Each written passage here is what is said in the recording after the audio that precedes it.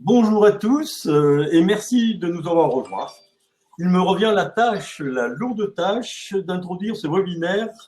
Alors merci à Christophe Riboulet, qui est également, je veux dire, coprésident du cluster Aquitaine Robotique, à Cyril Danet, président du IO, Charles Bourinet, qui est consultant à Aldebrand. Et merci à eux d'être là. Ce sont des praticiens chevronnés du management en ligne de longue date, membres du relais Lean en Nouvelle-Aquitaine de l'Institut Lean France. Pour rappel, l'Institut Lean France, au sein du Lean Global Network, contribue à diffuser les principes du management Lean et à en promouvoir les bonnes pratiques. Et là, pour revenir sur du concret,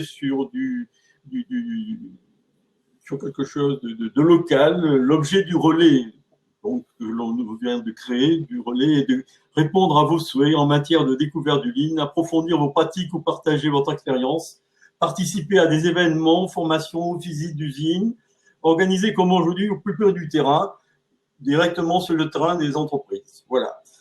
Alors, n'hésitez pas, au travers du chat, de poser des questions. Nous nous efforcerons d'y répondre en fin de l'intervention. Mais merci à vous encore d'être tous là et de nous avoir rejoints. Je lui passe maintenant la parole à Charles. Merci Alain. Donc effectivement, nous allons parler au cours de ce webinaire de créer le bon produit, le bon service pour la satisfaction de ses clients. Donc toute la partie management lean en ingénierie. Alors tout d'abord, avant de commencer, il me semble être important de rappeler ce que c'est que le lean. Le lean est souvent quelque chose d'assez méconnu. C'est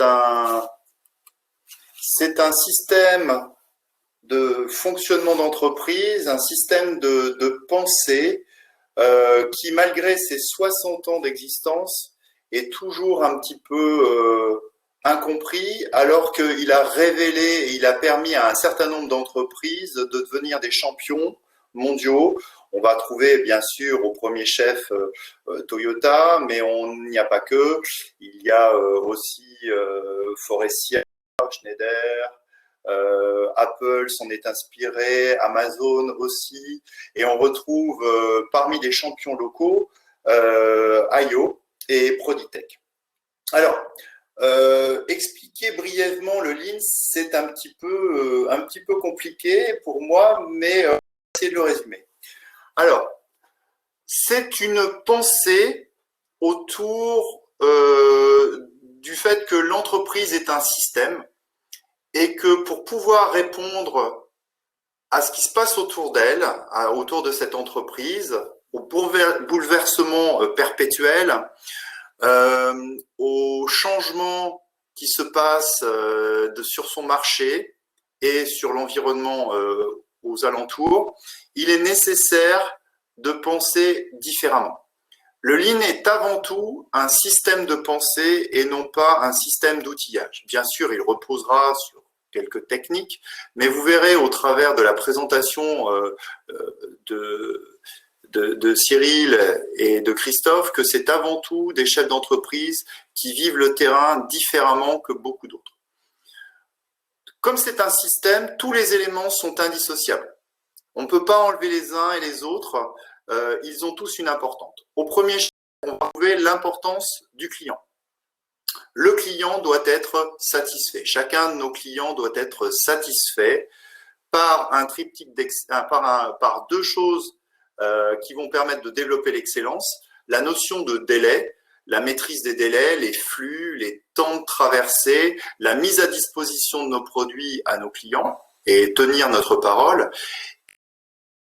Nous avons la notion de la qualité. Dans cette notion de qualité, on va pouvoir y inscrire l'élément de la qualité intégrée. Quand j'entends qualité intégrée, ça veut dire avant tout non pas le service au fond du couloir, où il y a éventuellement un responsable qualité, mais plutôt une qualité qui est faite par qui est faite partout, par tout le monde, s'assurant que chacun des tables est bon du premier coup. Alors, le fait qu'il y ait la tension par les délais et par la qualité amène à ce qu'il y ait des problèmes qui soient révélés. Et ces problèmes qui sont révélés sont un moyen de pouvoir grandir, de faire apprendre, de monter en compétences. Donc, dernier point essentiel du Lean, c'est l'importance des collaborateurs. C'est people oriented, comme on dit généralement, qui nous permet de dire, vous voyez, ici nous avons des gens, ces gens, on va les faire monter en compétences, on va s'occuper d'eux. L'encadrement est vraiment à leur service pour qu'ils puissent donner le meilleur d'eux-mêmes. Comment s'assurer qu'il y a un consensus sur les prises de décision, comment assurer qu'il y a une parole libérée, tout ça c'est très très important. Donc délai, qualité intégrée, people centric et on va dire la base du Lean. À côté de ça, il faut rajouter un élément important, c'est que l'entreprise Lean est par nature impliquée sociétalement sur son territoire pour essayer de limiter et gaspiller le moins d'énergie, de matière, limiter les déchets et réussir à travailler avec des approvisionnements les plus locaux possibles. Alors, vous allez me dire, mais pourquoi aujourd'hui on parle du Lean en ingénierie et en conception? C'est souvent la partie que l'on aborde le moins et pourtant c'est une partie essentielle. On commence généralement par le Lean en prod, mais plus exactement, ça va être un Lean qui va pas être complet. Si on devait, et cet exemple qui se trouve à l'écran est très instructif, on se rend compte que dans la phase de conception, on a généralement 70% des coûts du cycle de vie produit qui seront générés à ce moment précis qui est conception engineering. Alors, qu'est-ce qu'il va y avoir après? Bien sûr, il va y avoir la production, mais il va y avoir aussi le service après-vente, il va y avoir aussi les phases d'installation ou de maintien en conditions opérationnelles. Et tout ça a des coûts, surtout si le produit est mal conçu. Donc, nous avons la chance d'avoir deux chefs d'entreprise qui sont Cyril Danet et Christophe Riboulet. Nous allons essayer de les présenter. Merci à eux. Cyril, Christophe.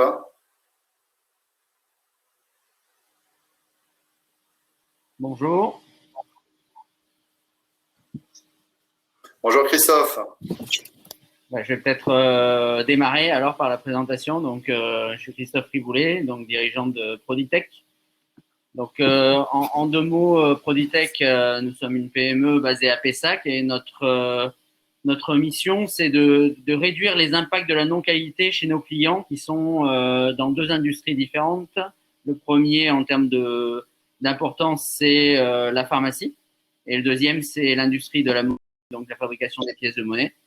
Et donc, nous faisons des machines. Donc, je peux vous montrer derrière moi, j'en ai une, des machines d'inspection automatique qui vont aller à haute cadence inspecter les comprimés ou inspecter les gélules pharmaceutiques pour aller trouver les défauts sur les lignes de fabrication. Donc, ce sont des machines très technologiques puisqu'on va utiliser beaucoup de caméras, de logiciels pour aller à haute cadence. On parle de à peu près 80 objets par seconde. Inspecter chaque produit pour aller trouver des défauts inférieurs au dixième de millimètre. Donc, pour brosser un peu la situation de Proditech, donc nous sommes une cinquantaine de personnes, mais nous intervenons à 90% à l'export avec des grands groupes en face de nous, puisque c'est les Sanofi, Pfizer, Merck, etc., les grands de la pharma. Et en face de nous, nous avons aussi une concurrence quand même très solide, puisque le numéro 1 mondial, c'est un Japonais. Et ensuite, on va retrouver à peu près équivalent à nous deux Coréens et un Slovène. Donc, une concurrence mondiale aussi sur un produit de niche.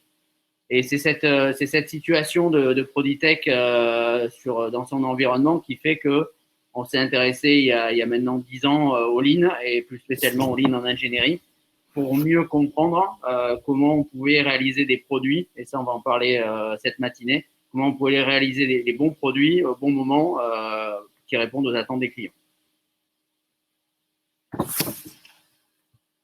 Merci Christophe,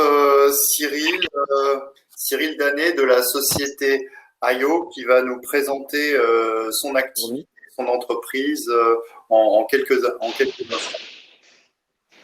Bonjour à tous, excusez-moi, on a un petit problème de connexion. Donc, je n'ai pas entendu la présentation de Christophe. Je vais essayer d'être aussi rapide que lui. Donc, à IO, nous sommes une entreprise de 80 personnes et nous avons 30 ingénieurs sur 4 sites différents. 30 ingénieurs, donc nous avons des ingénieurs mécaniciens, des électroniciens et des informaticiens. Quel est notre marché? Nous, on travaille sur l'industrie d'assemblage et principalement sur l'industrie automobile aujourd'hui. Et on travaille donc avec tous les constructeurs qui sont implantés en Europe et les suppliers de rang 1, donc les fournisseurs, si vous voulez, qui livrent directement les différents constructeurs. Donc, on peut travailler donc en France ou dans d'autres pays pour ces clients-là. Quel bénéfice on apporte à nos clients?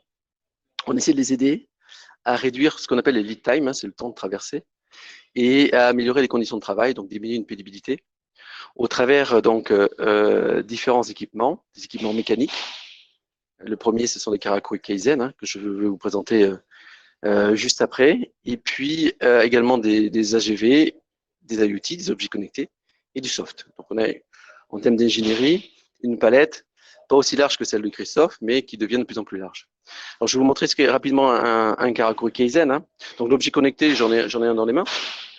Donc ça, c'est un objet connecté qui fonctionne sur un réseau LoRaWAN, qui est un réseau frugal. Et puis on va avoir des équipements mécaniques que nous faisons, qui sont des équipements, on va dire, assez simples, assez frugal, qui fonctionnent sans énergie électrique, pneumatique ou hydraulique. Et donc, on va générer une cinématique au profit d'un geste opérateur. C'est pour ça qu'on améliore une pénibilité. Et ces équipements interviennent très fréquemment, si vous voulez, sur des lignes de production. Et donc, voilà. Donc, on va avoir des systèmes de mouflage. On est plutôt sur une mécanique un petit peu ancienne. Voilà notre savoir-faire.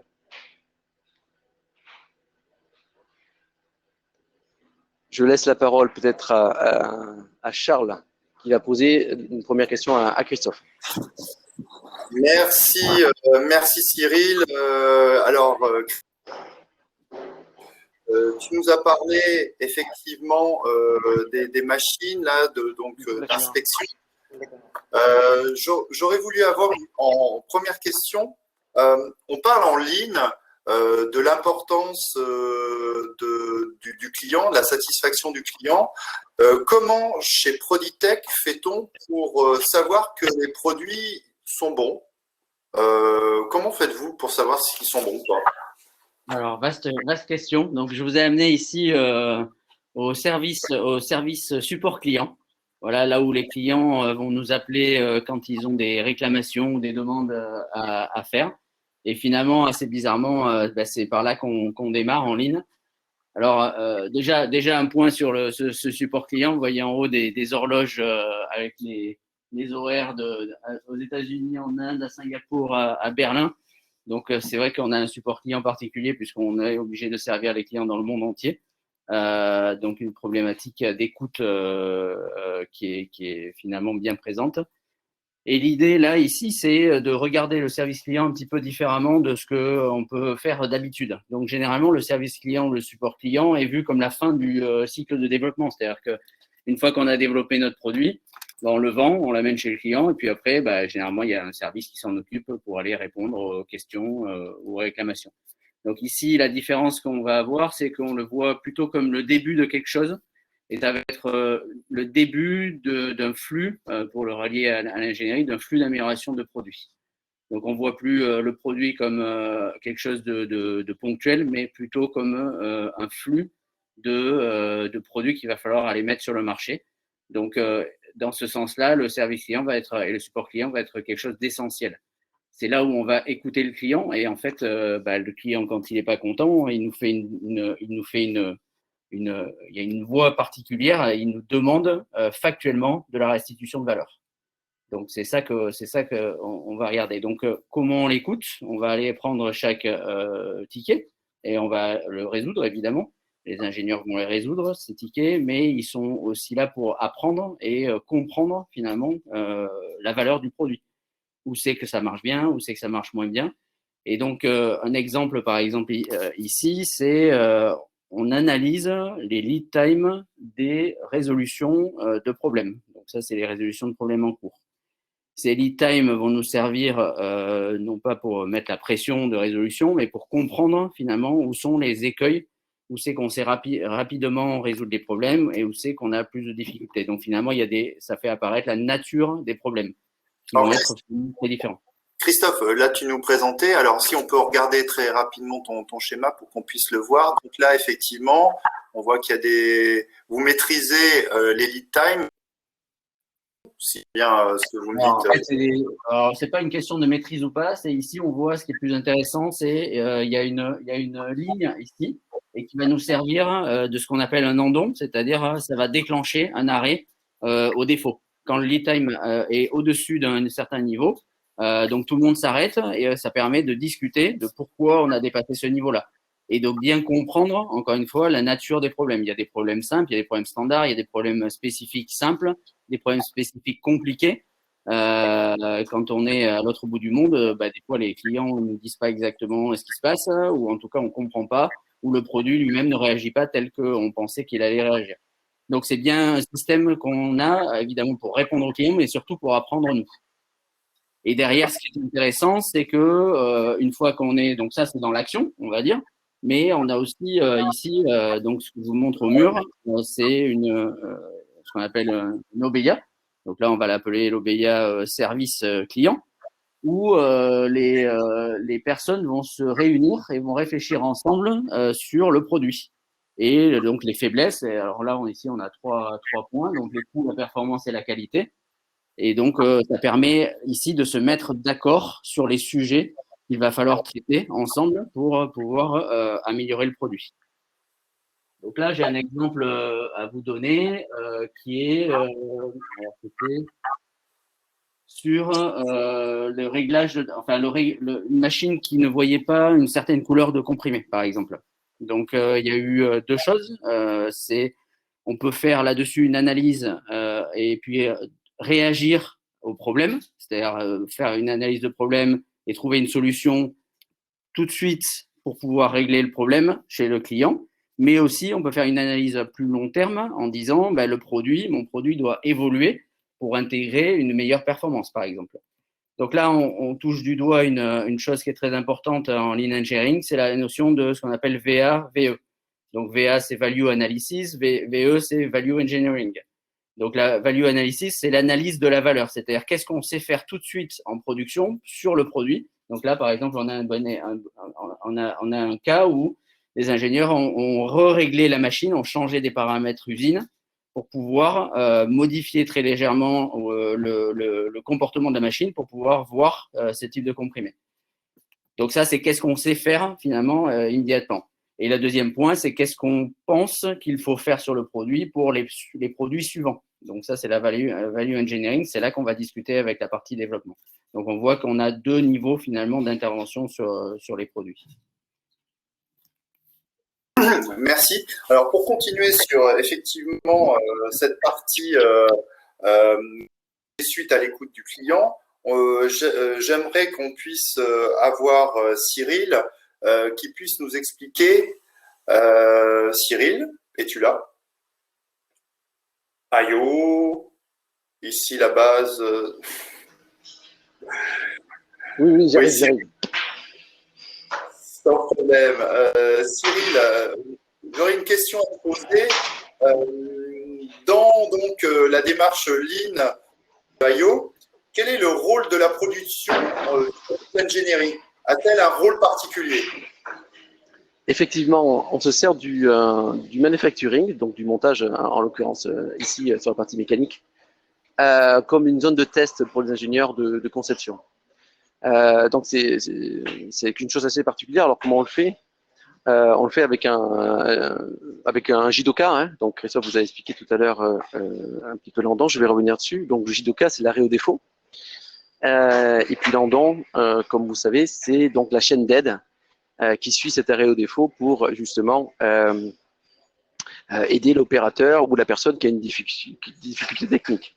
Donc, comme un ingénieur informaticien, vous savez, qui va compiler et puis il va tester son programme, on essaie d'avoir le même principe sur les ingénieurs mécaniciens. Ici, donc je suis dans une cellule de production hein, qui est en train de tourner. Hein. Je veux bien que tu... Voilà, on a Issam qui est sur le premier stade d'un montage d'un Karakuri. Et donc, quand l'opérateur donc rencontre une difficulté, ce qu'on lui demande, c'est il va s'arrêter. Et il va, si vous voulez, avoir une démarche de réflexion pour essayer de clarifier le problème technique qu'il peut rencontrer. Et donc, chaque personne, on va le voir juste après avec les ingénieurs, on essaie de les faire engager dans une résolution de problème. Alors, les plus avertis auront peut-être reconnu un PDCA qui est un PDCA un petit peu déguisé. Hein. Donc, l'objectif est de réfléchir au problème et d'essayer de le clarifier. Dans un second temps, d'envisager les causes apparentes ou de réfléchir à des causes un peu plus racines, et enfin d'avoir bien sûr des contre-mesures. Donc ce système d'arrêt et d'andon, on l'a également donc avec les ingénieurs, c'est-à-dire que Issam hier a eu donc on va je vais vous prendre un exemple que je vais vous imaginer juste après avec un film, a eu un problème de montage. Et donc, on va travailler sur ce que vous a dit tout à l'heure, Christophe, sur la value analysis, c'est-à-dire sur la qualité, si vous voulez, de la valeur qu'on doit restituer au client. Et il va donc générer un andon, c'est-à-dire qu'il va appuyer sur un bouton, qui va allumer une lumière, et l'ingénierie vient directement sur le terrain, non pas pour expliquer au monteur comment il a conçu le système mécanique, comment il faut le monter, mais plutôt pour écouter le monteur, pour observer ces difficultés de montage, ces difficultés de réglage, qui vont bien sûr avoir des conséquences, par exemple, sur la maintenabilité du système une fois qu'il sera chez le client. Cyril, donc, on se sert. Je t'en prie. Oui, une petite question parce qu'on n'a pas forcément des experts en ligne, mais quand tu parles de PDCA, c'est quoi exactement le PDCA pour vous? Alors, le PDCA, je pense que tout le monde a entendu parler peut-être de Deming, hein, c'est un ingénieur américain dont Toyota, avec qui Toyota a beaucoup travaillé après la Deuxième Guerre mondiale. Hein.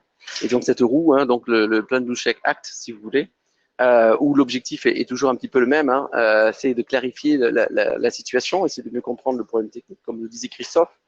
Qu'est-ce que nous n'avons pas compris? Et donc c'est un petit peu réfléchir où est-ce qu'il faut qu'on change d'avis. Est-ce qu'on a une problématique de formation des collaborateurs? Est-ce qu'un standard qu'on a appliqué est mal connu, etc. Et puis, on va essayer de réfléchir, si vous voulez, aux causes. Et puis, qu'est-ce qu'on fait? Donc, on va les tester. L'idée qui a été donc sur la cause, de la tester sur la contre-mesure. Bien sûr, voir l'impact ensuite de l'idée qu'on a eue. Est-ce que ça a eu un effet ou pas sur le problème que nous avions identifié au départ. Voilà ce qu'on fait au niveau de cet exercice et de cette résolution de problème. Donc si tu veux, ça reprend un petit peu le schéma du plan Dushek Act qu'on peut connaître ou qu'on peut utiliser dans certaines usines. Donc moi, ce que je vous propose, j'ai un petit film qui va vous montrer Issam hier, hein, que je vais vous réexpliquer. Si tu veux bien, Damien, nous passer le film.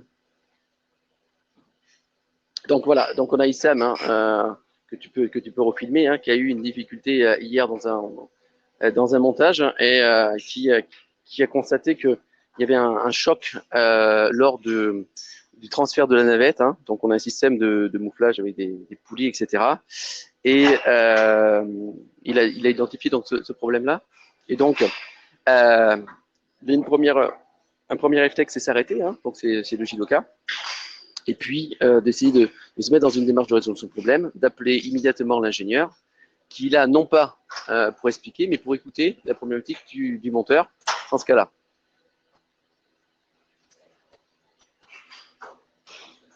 Donc, ce qu'on va chercher là-dessus, c'est effectivement que l'ingénieur se pose des questions sur effectivement la value analysis et puis sur la problématique, si vous voulez, qu'il a engendré, parce que sur une CAO, bien sûr, vous savez que tout se monte très facilement. Par contre, en réalité, effectivement, c'est un peu plus compliqué. Donc, il va faire une modification, effectivement, ensuite du système mécanique. Il va comme ça améliorer son équipement. Donc, donc nous, le montage ou le manufacturing nous sert particulièrement dans l'ingénierie, justement comme une phase de test et de tester, si vous voulez, nos équipements. Merci. Donc, effectivement, c'est un rôle un petit peu particulier où ingénierie, production sont en étroite communication permanente pour pouvoir faire le meilleur produit au meilleur moment. Exactement. OK. Donc, je t'en prie, je sais pas. Donc oui, voilà. Donc donc la première chose qu'a présenté Christophe, qui était l'écoute du client par les réclamations, c'est la première chose que nous faisons également. Et la deuxième chose que nous faisons, c'est on fait remonter des problèmes, si vous voulez, techniques, grâce à ces addons qui sont là pour travailler sur la VA, principalement de nos produits, de façon à pouvoir restituer la valeur au client. Donc on se sert de ces addons pour générer une discussion technique et une réflexion pour nos ingénieurs, notamment mécaniques. Parfait. Merci Cyril. On va aller voir Christophe. Donc de retour chez Proditech. Là, je me suis un peu déplacé, j'ai changé de bâtiment. Donc ici, nous sommes dans la salle de développement de R&D, où on a une salle de travail et une salle de test avec beaucoup de bancs de test. Et donc peut-être tu as une question à me poser, peut-être là-dessus. Oui, exactement, Christophe. J'en étais sûr que tu as plein de questions pour moi. Qu'est-ce qu'il est fort. En conception de vos produits, vous travaillez seul, vous avez vos partenaires, vos sous-traitants ont un rôle particulier dans cette phase de conception? Alors donc effectivement, c'est un point très très important, alors qu'on peut appeler en règle générale la supply chain. Et en fait, l'impact de design sur cette supply chain est vraiment majeur. C'est un peu le slide que tu mettais tout à l'heure où il y avait une petite partie de coût, mais un impact très très important ensuite sur la vie du produit. Et en fait, en ligne, on considère un bon produit, oui, c'est celui au client et celui qui fonctionne, mais c'est celui aussi qu'on sait fabriquer à un coût acceptable et qu'on sait livrer aussi au client dans un délai aussi acceptable. Donc la supply chain, on le voit aujourd'hui tous les jours aux infos, hein, la supply chain sur les vaccins, c'est vraiment le sujet aujourd'hui. Ça, il suffit pas d'avoir le vaccin, si on ne sait pas le délivrer et l'amener chez les docteurs, ça sert à peu près à rien. Donc c'est vraiment un sujet critique. Et quand on regarde, nous, finalement, notre situation, c'est qu'on a aussi une complexité, un peu comme tout le monde, mais notamment Proditech, on a une complexité dans cette supply chain, puisqu'on a notamment un accord de partenariat industriel avec un Indien, où on a une fabrication locale en Inde, et on peut aller récupérer aussi des pièces en Inde. Donc, on va pouvoir récupérer des pièces un peu partout dans le monde, principalement quand même en Aquitaine, mais on a un mix finalement de fournisseurs un peu partout. Et donc, quand on regardait comment on faisait avant, en fait, dans la partie développement, c'est que les choix de design étaient réalisés en fonction de ce que le développeur pensait être la meilleure composant à mettre à l'instant T, sans forcément avoir une vision complète justement de cette supply chain. Donc, notre point de changement, c'est d'essayer finalement de ramener maintenant au niveau de la décision de design tous les impacts potentiels de cette supply chain qui vont s'impacter sur les achats, les appros et aussi sur la partie montage, puisque donc nous on fait sous-traiter toutes les pièces de nos machines et on assemble en interne à Proditech. Donc là je peux vous montrer un exemple de ce qu'on essaye de faire et on essaye finalement de comprendre sur un sujet technologique particulier, de bien comprendre tous les impacts de ce sujet. Non seulement le sujet techno, mais les impacts. Donc là, ici, je ne sais pas si vous voyez, donc il y a un mur de ce qu'on appelle de standard, ici, de tôle. Donc toutes nos machines sont en inox. C'est un point très important. Et des inox, ben, vous voyez ici, il y en a un certain nombre.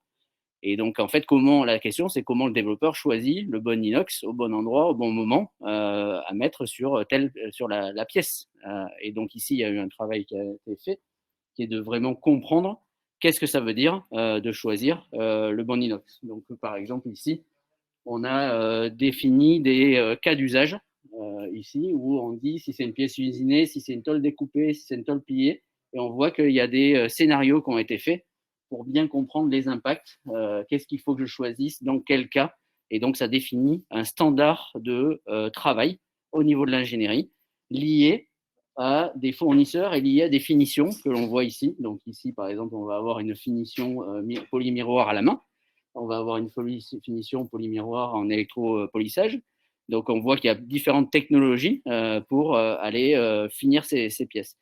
Et là, c'est un bon exemple qui montre que y a aucun sujet technologique qui est simple.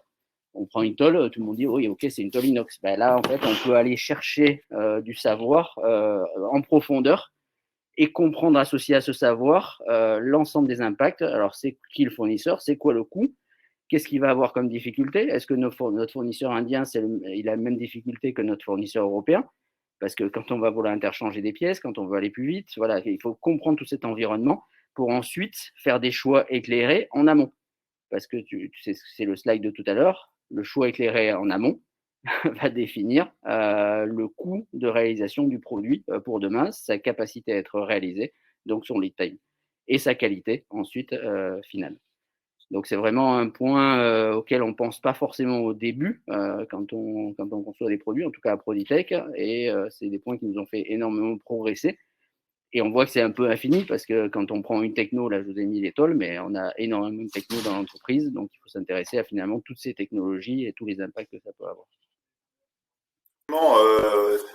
L'ensemble de tes fournisseurs, enfin, partenaires, sont, on va dire, appréhendés très très tôt dans cette phase d'ingénierie pour pouvoir faire les choix les plus judicieux, les moins impactants par la suite. C'est un petit peu ce que tu dis. Tout à fait.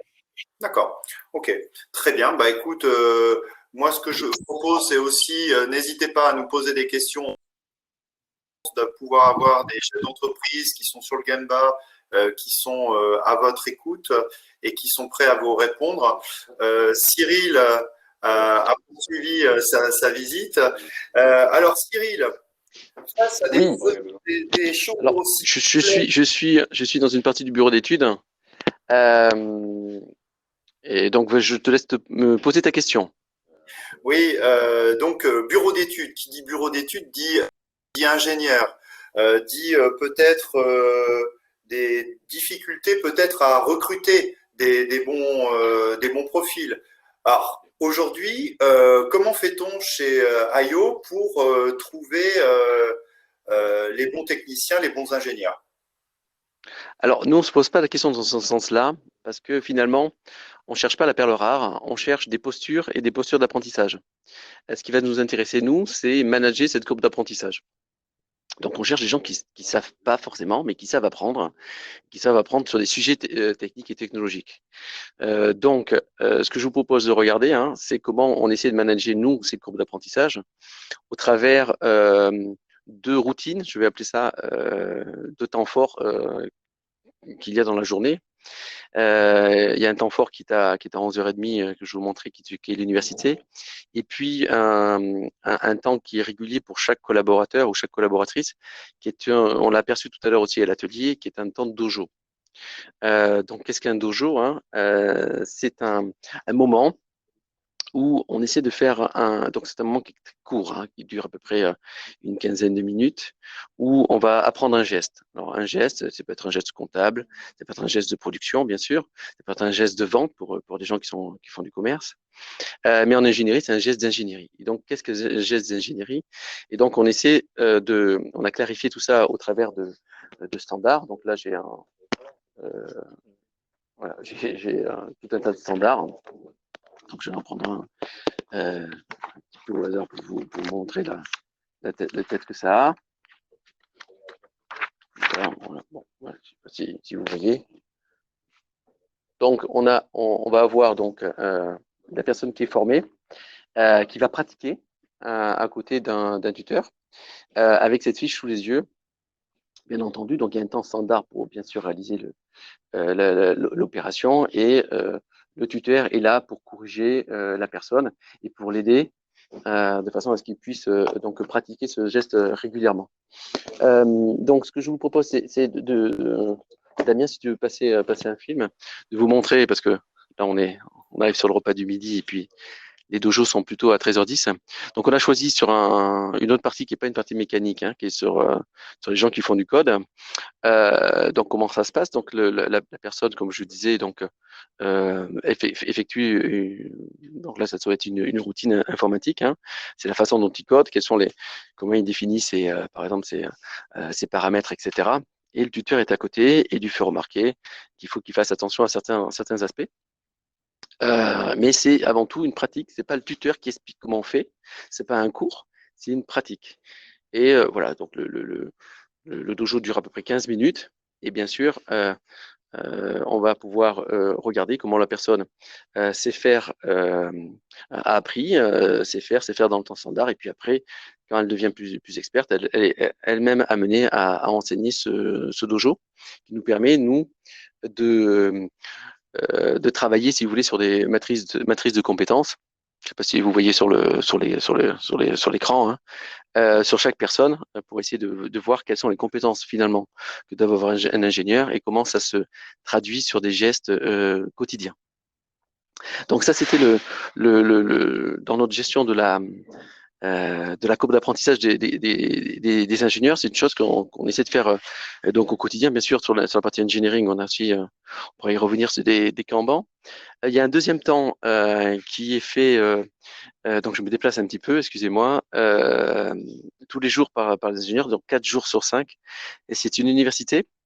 Qu'est-ce que c'est cette université? On avait l'habitude de l'appeler une colle technique.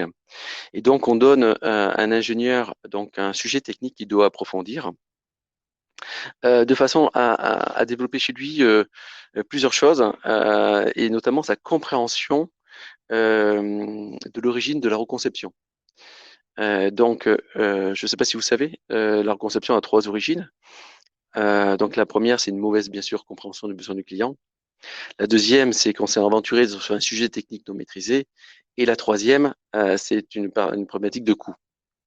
Donc, à l'occasion de cette colle technique, de cette université, donc c'est un temps qui va durer, on va dire, une demi-heure devant les ingénieurs qui sont présents, mécaniques qui sont présents ce jour-là. Il va se forcer à respecter un cadenas et à réexpliquer le projet en se posant la question: qu'est-ce que veut le client, qu'est-ce qu'il ne veut pas, en réfléchissant plus profondément à quels sont finalement les standards que nous connaissons, et quelles sont les zones techniques sur lesquelles nous prenons des risques. Et bien sûr, tout cela avec une target cost en termes de coût. Et donc, c'est un temps qui est assez riche, qui a lieu tous les jours, sur lequel donc un collaborateur a capacité à présenter un projet, hein. Donc, ce que je vais vous proposer, c'est peut-être de passer la vidéo de la colle d'hier, hein, qui est encore au mur. Damien, si tu veux bien. Donc on a Émeric qui est en train de coller, hein, donc explique la problématique, il revient sur ce que veut et ce que veut pas le client, en respectant bien sûr ce canevas, hein, qui est fait pour développer, si vous voulez, c'est un développement en T, hein, sur meilleure compréhension du client ou même du fournisseur quelquefois, partenaire technologique comme l'a défini Christophe. Et donc il va ensuite, si vous voulez, parler du projet technique, se poser des questions et qualifier, si vous voulez, les améliorations qu'il a pu faire sur cette chose-là. Il y a un dernier temps, si vous voulez, où on va élargir le sujet et demander la collaboration des gens qui sont présents présents à cette colle, pour ouvrir un peu davantage le sujet et voilà, faire participer un petit peu tout le monde, quelque chose qui est assez intéressante à voir. Donc ce sont 2 temps. Ce temps de dojo, d'apprentissage de standard, qui est une dynamique qu'on essaie d'avoir quotidiennement pour tout le monde, dans tous les secteurs de l'entreprise, bien sûr. Et puis ce temps d'université que nous réalisons. On a aussi des temps avec des tag time un peu plus longs, qui sont des cours théoriques, de façon à toujours contrebalancer la partie pratique, la partie théorique. Je prends un exemple sur les ingénieurs. Christophe parlait tout à l'heure de tôle en inox. Nous, on a une machine, une CN, une commande numérique, effectivement. Donc, on a refait des cours, par exemple, sur la formation du copeau, hein, sur tout ce qui était usure d'un outil, les angles de dépouille, etc. Donc, quelque chose de beaucoup plus théorique, de façon à ce qu'on puisse mieux comprendre ce qui se passe et pouvoir, dans la réflexion de résolution de problèmes, si vous voulez, avoir ces apports théoriques. Donc, ça fait également partie, si vous voulez, de notre management de courbe d'apprentissage, où on a une organisation aussi par team leader, hein, qui ne sont pas des managers, mais qui sont des tuteurs. Voilà. Et donc, on a ce fonctionnement-là qui nous permet de développer des personnes, parce qu'on pense que pour développer des produits, il faut avant tout développer des personnes. Ça, c'est effectivement un sujet dont on verra vraiment que c'est la clé pour faire effectivement des beaux produits. Il faut des personnes qui sont formées. Moi, je souhaiterais revenir un petit peu sur la question de ces standards que tu nous as présentés tout à l'heure. Aujourd'hui, comment réalise-t-on ces standards? Qui en a la charge? C'est quoi? Alors, ces standards se construisent au fil de l'eau, hein. Ils se construisent, bien sûr. Tout à l'heure, on vous a fait remonter un problème. Donc, il y a l'arrêt au défaut. Donc, au bureau d'ingénierie, c'est pareil, hein. On peut aller voir, hein. Donc, je sais pas si on va aller dans une marguerite. Les gens sont partis déjeuner. On a la même dynamique, hein, d'accord, d'un problème qui est noté, hein, d'une réflexion engagée pour clarifier le problème. Et puis, donc, ce qu'on s'aperçoit que le standard que nous avons est peut-être pas bon dans certains cas.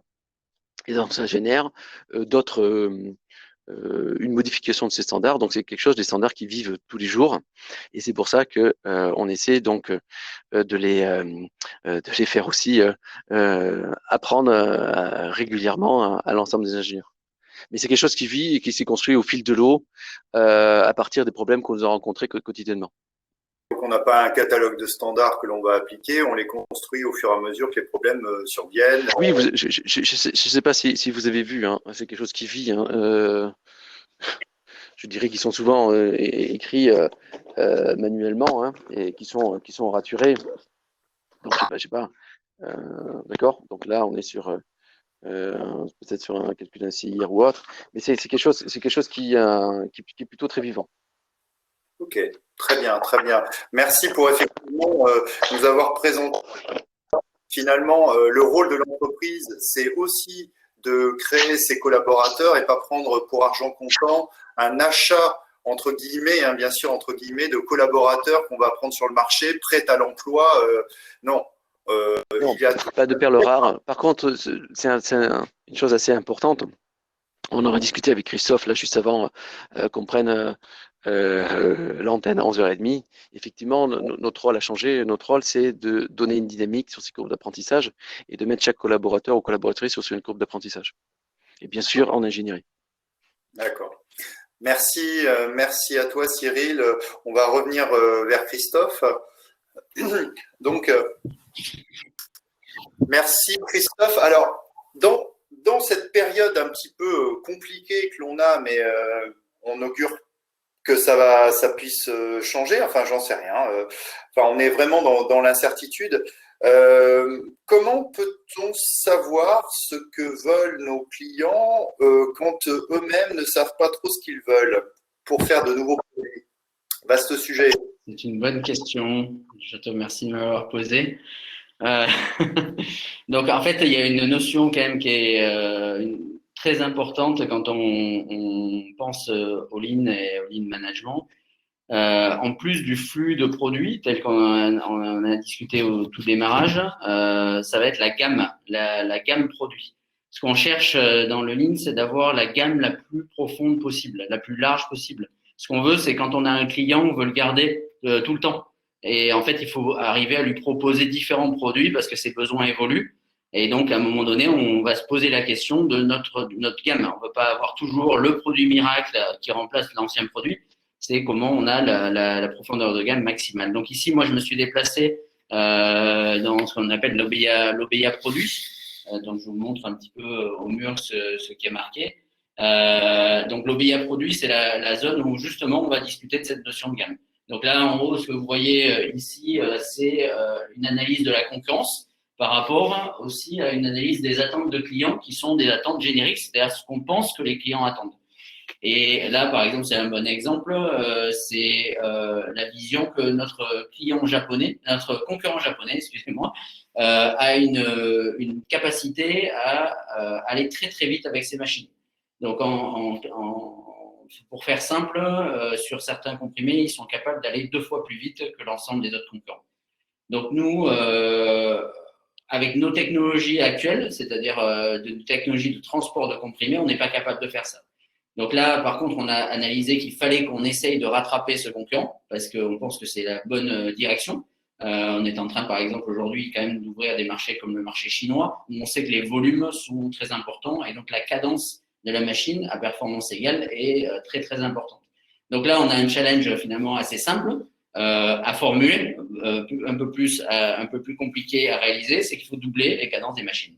Donc, je vous ai dit tout à l'heure, on va à peu près sur un petit comprimé rond plat à 300 000 comprimés à l'heure. Il faut aller à 600 000. Et donc, le challenge, il est assez clair, c'est qu'il faut changer de technologie, utiliser une autre technologie de transport. Là, par exemple, on va utiliser de l'aspiration. Et la difficulté, c'est que notre concurrent japonais, lui, ça fait 20 ans qu'il fait ça. Et nous, on n'a pas 20 ans pour rattraper l'apprentissage qu'ils ont fait pour utiliser cette techno. Et en fait, l'autre point, c'est que comment on faisait ça avant? On avait une idée et on disait, tiens, il faut aller faire ce produit, doubler la cadence. Donc, on faisait une sorte de commando, on va dire, en développement. Donc, c'est une équipe projet, enfin, ça, vous en entendez parler tous les jours, une équipe projet pour aller à fond, aller développer ce nouveau produit x2 en cadence.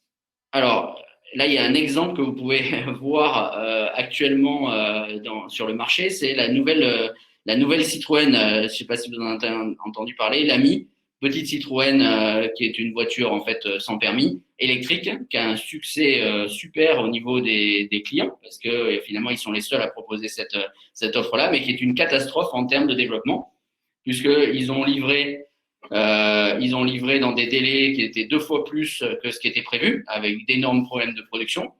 Une fois que les voitures sont livrées aujourd'hui, alors c'est dans la presse, c'est pas moi qui l'invente, mais les ingénieurs de Citroën ont carrément dit qu'il fallait reconcevoir à peu près tout. Donc il y a une campagne de rappel massive aujourd'hui sur ces produits.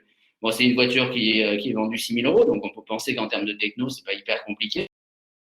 Il leur arrive ce qui nous arrivait à nous avant, c'est-à-dire qu'on développait des produits exactement comme ça, et on se retrouve à changer des choses. Alors nous, c'est à l'autre bout du monde, quand vous avez livré en Corée et qu'il faut aller en Corée pour faire l'amélioration du produit, ça vous coûte très très cher.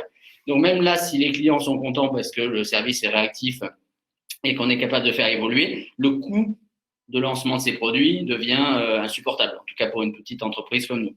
Donc là, le challenge est simple, c'est une nouvelle technologie qu'on ne connaît pas. Il faut rattraper tout cet apprentissage et on ne peut pas se permettre de se tromper à des niveaux qui font faire qu'on va devoir faire des rappels, etc. Donc, on a une problématique assez précise à résoudre et c'est là où l'ingénierie nous amène sur des choses complètement nouvelles. Donc là, je vais me déplacer. Et je vais aller dans l'OBIA, l'OBIA produit du nouveau produit qu'on est en train de développer. Aussi de te poser la question. Tu nous as dit plusieurs fois OBIA. Qu'est-ce que c'est qu'OBIA? Donc, alors, on a un exemple ici. Donc, je vais essayer de vous montrer ça. Donc, je suis sur une partie de la salle. Vous voyez beaucoup d'affichage au mur. Alors, c'est la zone on va dire, de réunion où on va noter et présenter en fait tous les éléments que l'on doit discuter ou tous les éléments qui sont importants par rapport au projet. Donc, il y a un premier point de changement dans ces OBIA, c'est qu'on va distinguer au plus tôt possible ce que l'on sait de ce que l'on ne sait pas. Donc, on accepte de pas savoir des choses. Et je l'ai dit, de toute manière, on change de techno. Donc, c'est normal, finalement, de démarrer sur un certain nombre de points nouveaux. Et ce que l'on ne sait pas, on l'identifie. Donc, on identifie on va dire des écarts de connaissances. Donc, c'est un peu le schéma qu'on a fait ici. où on va se dire qu'il faut aller maintenant travailler sur ces écarts. Donc très très tôt, on va identifier non pas des projets de développement, mais des projets d'apprentissage. Donc on lance des chantiers sur des thèmes très précis où on n'attend pas un résultat en termes de rendu physique, on attend un résultat en termes de rendu d'apprentissage validé. Donc une fois qu'on a fini ces chantiers d'apprentissage, on est capable à ce moment-là de passer dans la partie delivery, c'est-à-dire de développement. Donc on a deux zones, une partie discovery et une partie delivery. Donc on va noter tous ces points-là dans cette OBE. Donc la différence aussi avec un lancement de produit classique, c'est qu'on va démarrer, on le voit ici, par ce qu'on appelle le concept paper. Donc c'est une réflexion de la direction qu'on veut donner au produit. Donc ce n'est pas un cahier des charges parce que ce n'est pas détaillé. Et forcément, on se dit qu'on ne peut pas faire de cahier des charges puisqu'on ne sait pas un certain nombre de choses. Donc on a bien une direction produit, on va aller 2 fois plus vite, on a des idées en termes de taille, etc., de performance, mais on ne sait pas où on va aboutir puisqu'on démarre avec un certain manque de connaissances. Donc c'est dans le projet que l'on va acquérir ces connaissances et c'est dans le projet qu'on va ensuite, une fois qu'on a acquis ces connaissances, pouvoir regarder comment on les applique. Alors effectivement, c'est un sujet intéressant ce que tu nous dis, parce que souvent en ingénierie, on parle de cahier des charges, mais là tu nous parles que l'on part finalement avec plutôt une orientation ou une certaine compréhension de ce que l'on veut faire, et rien n'est inscrit relativement dans le marbre, hormis des grandes tendances. C'est ce que je comprends de ce que tu nous dis. Oui, alors je peux montrer un exemple ensuite de ce qu'on peut faire une fois qu'on est en train d'apprendre, c'est de savoir où on se situe par rapport à la performance. Donc là, ici, ce que je vous montre, c'est ce qu'on appelle une fonction de perte. Donc, on va prendre un sujet. Donc ici, c'est le sujet des éclairages, de nos éclairages. En fait, on s'est aperçu quand ces éclairages chauffent, en fait, alors je vais regarder ici, je vais vous montrer. Voilà, je vais vous montrer ici deux types de comprimés éclairés de façon différente, c'est-à-dire quand les éclairages sont froids et quand les éclairages sont chauds. À l'œil, on voit pratiquement pas de différence. Mais là, en fait, on se dit, c'est pas parce qu'on voit pas de différence que c'est bon, et on veut essayer de comprendre où c'est qu'on en est réellement. Et en fait, qu'est-ce qu'on voit, c'est que ici, on a sur cet axe la chaleur qui est représentée par le pourcentage de variation des niveaux de gris. Et plus la chaleur augmente, plus on va avoir un impact sur la qualité de l'image. Et ce qu'on essaye de comprendre, c'est où on se situe sur cette courbe. C'est-à-dire qu'on voit bien qu'ici, tout va bien, on est à 0 sur impact, et tout d'un coup, ça décroche.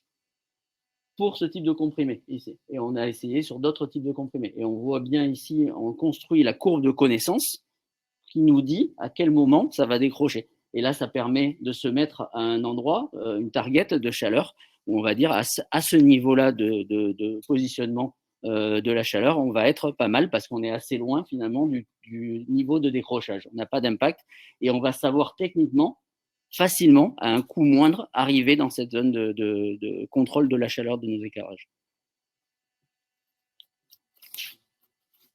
Donc ça, c'est un point qui est vraiment critique dans la partie apprentissage pour savoir et construire une base de connaissances et décider ensuite où c'est consommé. Une fois qu'on a défini tout ça, et je vais en terminer là-dessus, c'est comment ensuite on développe le produit. Et alors, ce qu'on se fait, c'est on définit ici pour chaque fonction. On a parlé de flux tout à l'heure de produits, d'évolution du produit, mais là, ici, on va se mettre sur un flux d'évolution de chacune des fonctions. Donc, on a découpé ici la machine en fonctions et on a ici, dans cet axe, l'ensemble des possibilités de développement plus ou moins abouti, plus ou moins risqué, ici. Donc, c'est un flux, ce qu'on appelle PMV, produit minimum viable, lié à la fonction. Et donc, la machine que l'on va réaliser, c'est non pas la machine qui est définie par un cahier des charges, c'est la machine qu'on sait réaliser de façon à peu près certaine, qui correspond au niveau de connaissance que l'on a acquise. Et donc, oui, la machine ne va peut-être pas tout faire d'un premier coup, mais par contre, on va réduire les risques pour pouvoir sortir du premier coup la machine à un niveau de qualité, de fabricabilité qui permet de l'avancer sur le marché. Donc ça, ce que tu dis, c'est essentiel, si je comprends bien, c'est que vous savez renoncer pour garantir la fiabilité de livrables que vous allez fournir. Alors, c'est pas renoncer au sens que on va faire des compromis. Mais quand on fait ce compromis, on sait où on est sur cette courbe d'évolution déjà. C'est-à-dire qu'on a anticipé si on fait un compromis ou si on fait un renoncement entre guillemets, on sait dire que la prochaine itération, on va savoir rattraper. On n'est pas dans une impasse technologique. Parce que des fois, renoncer, ça veut dire, OK, j'accepte ça, mais de toute manière, je suis bloqué pour après. On s'assure finalement de réduire les risques en construisant les chemins et en se disant, OK, de notre niveau de connaissance actuel, il est raisonnable de prendre cette option-là. Et ensuite, il faut encore travailler pour pouvoir aller à l'option d'après. Ce qui permet d'aller vite en développement sans impacter la qualité. Comme je vous disais tout à l'heure, ils ont été très vite et la qualité n'est pas au niveau. D'accord. Très intéressant parce que ce que j'entends et ce que l'on sent au travers de ton propos et celui de Cyril, c'est qu'on entend apprentissage, compréhension, affinage, enfin voilà, tout un tas de choses qui tournent autour de l'homme et de sa compréhension des sujets et non pas dans une vie un petit peu comme on peut le voir parfois. On croit qu'on va le faire et puis on le fait pas, quoi. C'est vraiment c'est l'apprentissage qui est au cœur de l'ingénierie, dans le ligne. Tout à fait. Et à tout moment de savoir où on se niveau. En fait, on essaie de piloter les courbes d'apprentissage et de savoir à tout moment où c'est qu'on en est sur ces courbes pour pouvoir prendre des décisions éclairées et non pas des décisions qui sont, on va dire, poussées par une pression externe qui est de dire il faut absolument arriver à telle date, à tel résultat, à telle date. Enfin, là, les exemples sont très nombreux avec le Dieselgate. Vous pouvez corréler tout à fait tout ce qui se passe, tout ce qui s'est passé sur ces histoires de développement avec, chez Boeing, c'est pareil. Il y a eu de la pression externe qui fait que les cahiers des charges ont obligé les ingénieurs à développer des choses qu'ils ne maîtrisaient pas. Alors, on se retrouve à la fin de notre webinaire, mais qui s'adresse aussi bien à vous deux et particulièrement peut-être à Cyril par rapport à une question que Anne nous pose. Les standards en ingénierie ont-ils pour vocation à migrer sur des supports digitaux ? Oui, la question, Christophe peut y répondre également parce qu'il a la même dynamique. Non, c'est pas une finalité. L'objectif pour nous, hein, c'est effectivement mieux savoir ce qu'on sait et ce qu'on ne sait pas. Et donc, pour nous, le digital n'est pas dans la digitalisation de nos standards. Voilà. On est plutôt très focalisé, comme vous l'expliquait Christophe, sur la partie qualité et puis sur la partie lead time dans l'ensemble des activités de l'entreprise. Et donc, on essaie de mieux comprendre les difficultés qu'on a quotidiennement et au travers, si vous voulez, une tension justement sur ces livraisons et puis sur cette qualité. Donc, c'est voilà, on cherche pas à mettre ça dans le cloud. Moi, je dirais nous avec Cyril, donc on est des PME qui restent à taille humaine, donc on peut se permettre encore d'avoir les équipes finalement centralisées sur un même site. Donc la partie digitale aujourd'hui n'est pas le point clé puisque ça va pas nous améliorer les choses. Par contre, si on prend une entreprise un peu plus grosse où les savoir-faire sont distribués et qui doivent être partagés, le digital peut être une solution. Mais encore une fois, c'est une solution par rapport à un problème. Aujourd'hui, il faut identifier le problème avant de mettre la solution en avant. Alors moi qui décide aussi. Cyril, je vais vous couper parce qu'on arrive à la fin et je voudrais qu'on puisse. Je ne sais pas, il y a Jean-Brice qui avait parlé du tableau de dojo. Parce qu'on en parlait des dojos, effectivement, Cyril en a parlé. Le tableau de dojo, effectivement. Alors, j'ai peur qu'Alain, que nous ne puissions pas répondre à la question, surtout que nous avons à présenter. C'est comme tu veux. Il nous coupe dans 10 secondes, c'est ça le truc ou quoi? T'as 30 secondes, c'est ça? Dans 4 secondes, on va savoir si on est coupé. Bon, je pense pas. Parce que. Mais je sais pas, est-ce que l'événement terminé, vous êtes toujours là? Est-ce qu'il y a quelqu'un qui peut nous dire s'ils sont encore là? Parce que. Mais il y a quand même. Alors, il y a quelque chose qui est important, je pense, c'est de signaler que le 7 mai prochain, IO va, dans le cadre d'un masterclass qui est piloté par l'Institut Ligne France, va faire donc, on l'a en livre, en live plutôt. Et donc, je crois que c'est quelque chose d'intéressant. Là, donc, on pourrait aller beaucoup plus en profondeur, je veux dire, dans le système de management en ligne avec Cyril.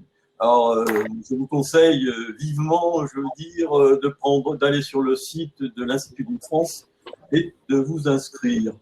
Je voulais également, parce que là, vous parler de quelque chose, c'est que le lean management est au cœur d'un parcours proposé dans le cadre de l'usine du futur. C'est le parcours, je ne sais pas si on voit mon machin là, voilà, c'est le parcours organisation industrielle et management. On parle des bases du lean et le lean est au cœur, je veux dire, de ce parcours. Il s'adresse aux PME. Et pour plus d'informations, je vous propose d'aller directement sur le site de l'usine du futur. Voilà. Pour clôturer, quelques livres qui sont intéressants à lire. Donc ici, vous avez le Lean Engineering d'une de nos collègues, Cécile Roche, qui a fait un très bon livre sur le Lean Engineering. Une Bible aussi qui est Designing the Future par Lee, qui sont assez intéressants aussi à lire. Enfin, tout un tas d'informations que vous retrouverez aussi à l'intérieur du site. On parle de celui-là aussi également. Qui est aussi très bon document. Excellent. C'est un petit Lève-le un peu. C'est excellent. Lève-le un peu. Ok, parfait. Lève-le un petit peu plus.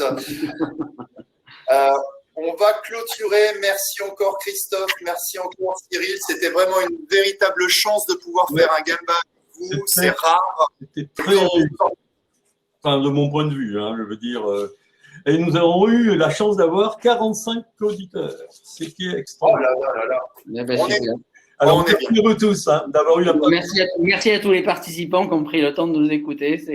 Merci beaucoup. Merci à tous et à bientôt sur l'Institut Lean France Relais Nouvelle-Aquitaine. À bientôt. Au revoir. Au revoir.